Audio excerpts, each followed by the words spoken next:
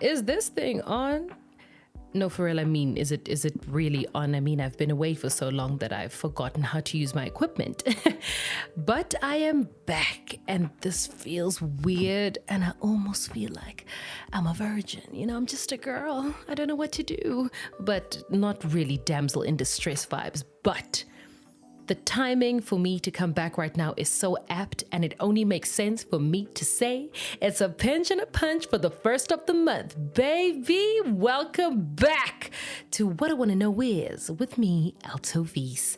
I don't do this without a drink in my hand. I was torn between making myself a cup of tea, trying to zen myself, pull myself towards myself so that I'm centered and I feel very prim and proper. But oh, hell no. I did the right thing. And what is the right thing? You guys already know. I poured myself a stiff shot of vodka so that I feel like the boss that I think I am, but also because of the nerves that I have right now, just coming back to the mic and, doing it how I used to do it, but also not feeling the pressure that I need to be and sound like what I did the previous season because it ended so abruptly. But it only made sense to start this and make it feel like a clean and fresh slate. In essence, new ground, new beginnings. And I mean, there's no floor plan for this. Yes, we are winging it and there's always some sort of direction, but I told myself that I will not put any pressure on myself and that I'm just going to take this one episode at a time and see where it goes. But let me just stop right there before I start rambling. This is episode 1, and it only made sense to go back to the year 2023 and tell you why I stopped doing this and why I decided to come back. So I stopped recording in the middle of the year last year, I think around June or July 2023. That's, the second half of the year. And I stopped recording because I felt like I was losing my mind. I was sinking deeper and deeper into a depressive state because I was just not getting what I was putting in. When you sit there and you're like, I deserve because I've worked. I deserve ABC because I've put in 1, 2, 3. I've given the 10,000 hours. I've reaped, but I'm not sowing. That was the position that I was in. I was not getting the work that I thought I deserved. And this is me not getting any auditions since April 2023, despite seeing dozens of new shows popping up on my screen en masse, and I'm sitting there and I'm like, damn, why didn't I get this brief? How did I miss this? Was it not good enough?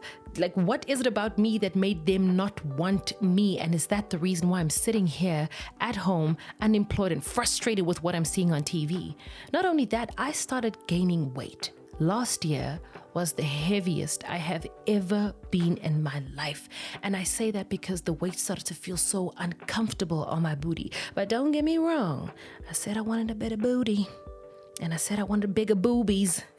But I was not prepared for the tummy and my thighs rubbing together and me just feeling uncomfortable and not wearing the clothes that I liked to wear, that I was used to wearing, and just feeling like I was an imposter, that I was a stranger in my own body.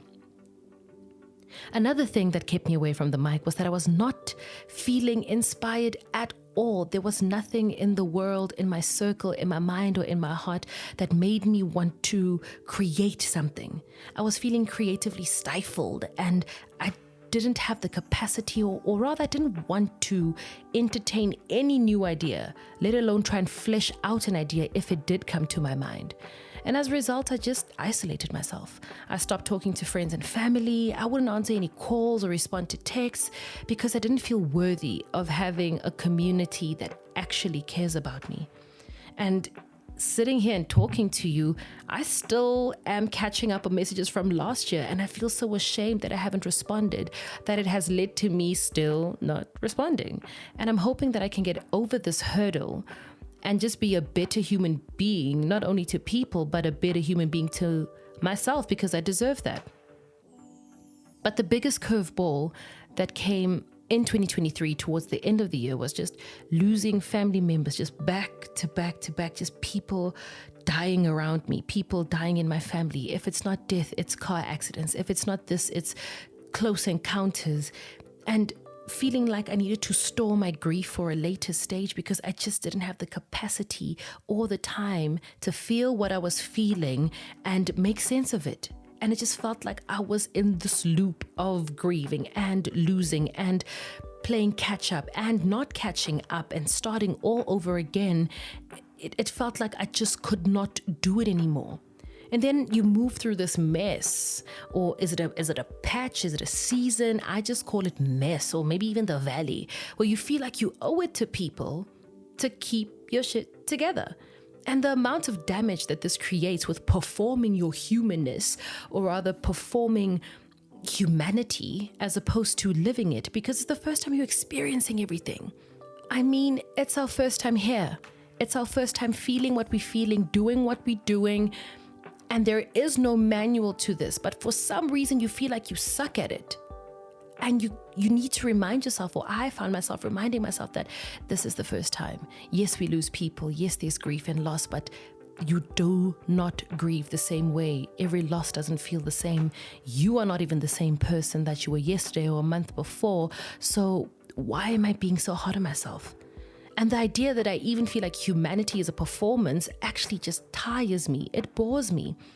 And I think that's where shame starts creeping in. I started feeling the shame of not popping or progressing in the field that I think I am absolutely great at. I felt ashamed that I don't have it together and that I'm not able to keep it together when I did have it together. I felt ashamed of falling behind the pack when you see the people close to you or around you progressing, when you see the people that you look up to and the people that you admire just crushing their goals, just hit after hit after hit, and you're still in the same place. But also not only the shame of falling behind the pack, but the shame of falling apart. Like, damn, what type of B-grade human being am I that I can't even keep myself together? And it's just too much for one person to carry, to manage, to understand, and even resolve. So it just snowballs, and eventually you reach that breaking point. You get to that point where, when people say, Jesus, take the wheel. I was saying, Jesus, take the whole car, because I don't have insurance, nor do I have interest in driving. Actually, I don't give a damn about my life, so I give it all to you. And after reaching that point and being there for a while, I asked myself, how do you survive the bottom when it all comes tumbling down? One of the first things I did was resist fighting the current. I mean, I was prayed out, cried out. I am now at the stage where you just don't give a damn. And then you become delusional in thinking that you can do this life thing alone. Oh, baby.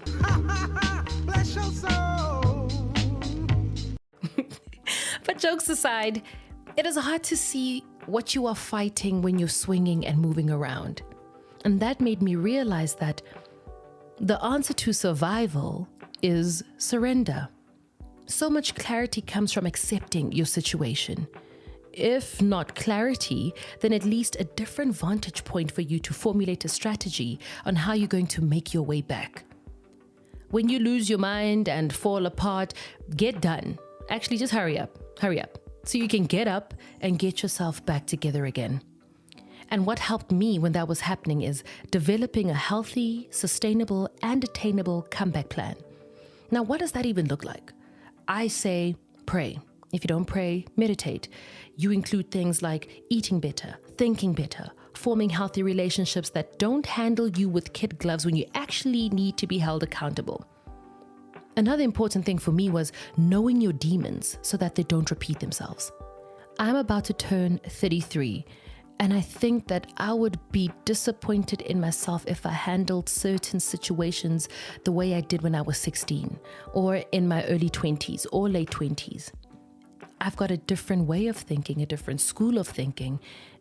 And if I'm stagnant like that, then these demons will keep coming back, and you're wondering, oh man, this looks familiar, this problem looks familiar, and you're handling it the same way you did years ago, so it just won't go away. It just shows up looking differently, but you haven't dealt with the root of it. But the most important thing that I found was to know what type of animal you are and how you work. We're all animals. We're just at the top of the food chain. But when you don't understand you as an animal, what you think, feel, crave, how you hunt, how you pray, how you deal with certain situations, you're not going to make it out.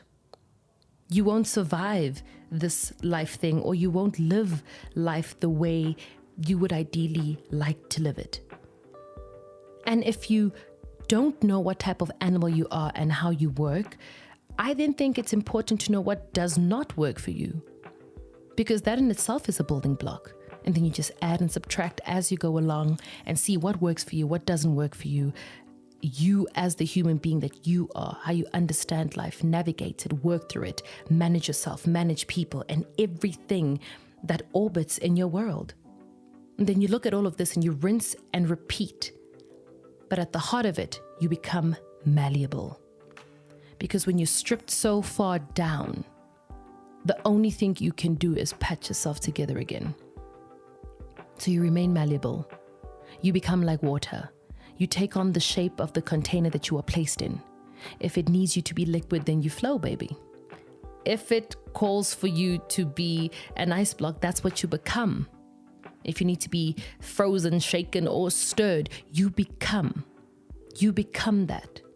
And I think that helps the process, because we are constantly in process. Life is process. Art is process. Creating art is process. Life is art. And as a result, you are the artist and you are forever. You are perpetually in process. And if you don't understand that, and if you can't manage that, or if you don't subscribe to the process, because it is never ever easy, it'll always feel like your ass is being kicked. You just owe it to yourself to show up for you and go through life as the best version of you. And there's one thing that my mother taught me, that her mother taught her, and that is to build your wall with people, so that when you fall into the hands of people. And if it's people you trust, you will never, ever, ever touch the ground. So what I want to know is, when crazy comes knocking, because, oh baby, it will come knocking, will you be ready for it? And which tools do you have at the ready when the fight comes to your door? Thank you so much for listening. You've made it to the end of episode 1 of season 2. I appreciate you so much, and I appreciate the time you've taken to listen to this. But please don't forget to like, share, comment, and give me a follow. Let's keep this conversation going online and offline. And from me to you, I'll see you on the flip side.